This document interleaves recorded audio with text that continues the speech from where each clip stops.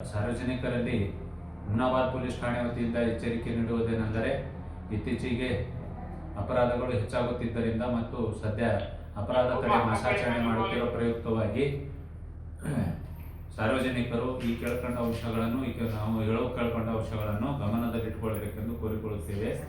ಮನೆ ಮನೆಗೆ ಪೊಲೀಸ್ ಕಾರ್ಯಕ್ರಮ ನಿಮಿತ್ತವಾಗಿ ಯಾವುದಾದರೂ ಅಪರಾಧಗಳು ನಡೆದಲ್ಲಿ ಅಥವಾ ಸುತ್ತಮುತ್ತ ಯಾವುದಾದರೂ ಅನೈತಿಕ ಚಟುವಟಿಕೆ, ಅಹಿತಕರ ಘಟನೆಗಳು ನಡೆಯುತ್ತಿದ್ದಲ್ಲಿ ಕೂಡಲೇ ನಮ್ಮ ಬೀಟ್ ಸಿಬ್ಬಂದಿಯವರಿಗೆ ತಿಳಿಸತಕ್ಕದ್ದು ಮತ್ತು ತುರ್ತು ಕರೆ 112ಗೆ ಕರೆ ಮಾಡತಕ್ಕದ್ದು.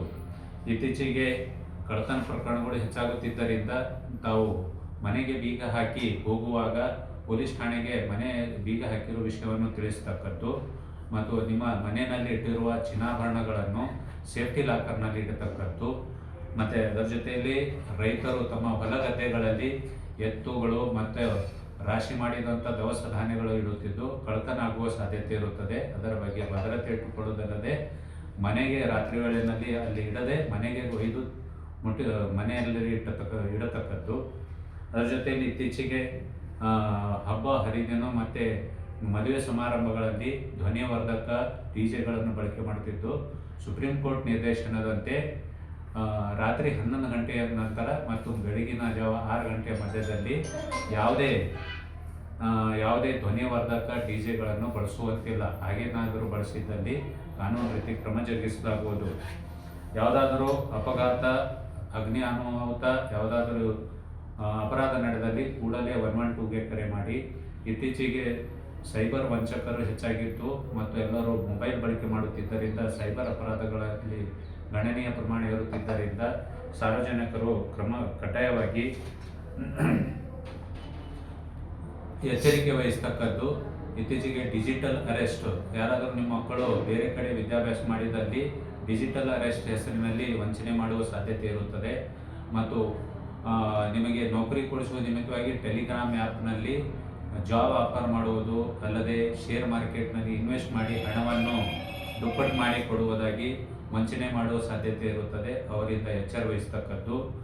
ಇತ್ತೀಚೆಗೆ ಹೊಸದಾಗಿ ಸಣ್ಣ ವ್ಯಾಪಾರಸ್ಥರು ತಮ್ಮ ಮಳಿಗೆಗಳಲ್ಲಿ QR ಕೋಡ್ ಮುಖಾಂತರ ಹಣವನ್ನು ಸ್ವೀಕರಿಸುತ್ತಿದ್ದು, ಸೈಬರ್ ವಂಚಕರು QR ಕೋಡನ್ನು ತಿದ್ದುಪಡಿ ಮಾಡಿ ಅದರ ಮೇಲೆ ಅವರ ಬ್ಯಾಂಕಿಗೆ ಸಂಬಂಧಪಟ್ಟಿರುವ QR ಕೋಡ್ಗಳನ್ನು ಹಚ್ಚಿ ಆ ಹಣವನ್ನು ಅವರ ಬ್ಯಾಂಕಿಗೆ ಟ್ರಾನ್ಸ್ಫರ್ ಮಾಡಿಕೊಳ್ಳುತ್ತಿದ್ದು, ಆದ್ದರಿಂದ ಸಣ್ಣ ವರ್ತಕರು, ವ್ಯಾಪಾರಸ್ಥರು ತಮ್ಮ ಮಳಿಗೆಗಳಲ್ಲಿ, ವ್ಯಾಪಾರ ಸ್ಥಳಗಳಲ್ಲಿ QR ಕೋಡ್ಗಳನ್ನು ಇಡುವಾಗ ಅದರ ಧ್ವನಿವರ್ಧಕವನ್ನು ತಮ್ಮಲ್ಲೇ ಸೌಂಡ್ ಸಿಸ್ಟಮನ್ನು ಅದಕ್ಕೆ ಆ್ಯಡ್ ಮಾಡತಕ್ಕದ್ದು. ಹಾಗೆ ರಾತ್ರಿ ವೇಳೆ ಆ QR ಕೋಡನ್ನು ಮನೆಗೆ ತೆಗೆದುಕೊಂಡು ಹೋಗಬೇಕು. ಅದರಿಂದ ವಂಚನೆಯಾಗುವ ವಂಚಕರ ಜಾಲವು ಇತ್ತೀಚೆಗೆ ಬೆಳಕಿಗೆ ಬಂದಿರುತ್ತದೆ. ಅಲ್ಲದೆ OTP, ಪಿನ್ ನಂಬರ್ಗಳನ್ನು ಯಾರಿಗೂ ಶೇರ್ ಮಾಡಿಕೊಳ್ಳಬಾರದು.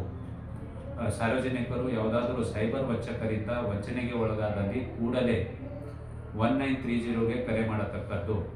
ಮಹಿಳಾ ಮತ್ತು ಮಕ್ಕಳಿಗೆ ಯಾವುದಾದ್ರೂ ಅಪರಾಧ ಆದಲ್ಲಿ ಕೂಡಲೇ ಮಕ್ಕಳ ಸಹಾಯವಾಣಿ 1098ಗೆ ಕರೆ ಮಾಡತಕ್ಕದ್ದು. ಮತ್ತು ಯಾವುದಾದ್ರೂ ಕಾನೂನು ಬಾಹಿರ ಕೃತ್ಯಗಳು ನಡೆದಲ್ಲಿ ಕೂಡಲೇ ಹುಮ್ನಾಬಾದ್ ಪೊಲೀಸ್ ಠಾಣೆಗೆ ತಿಳಿಸಬೇಕೆಂದು ಈ ಮೂಲಕ ಸಾರ್ವಜನಿಕರಲ್ಲಿ ಕೋರಿಕೊಳ್ಳುತ್ತೇವೆ.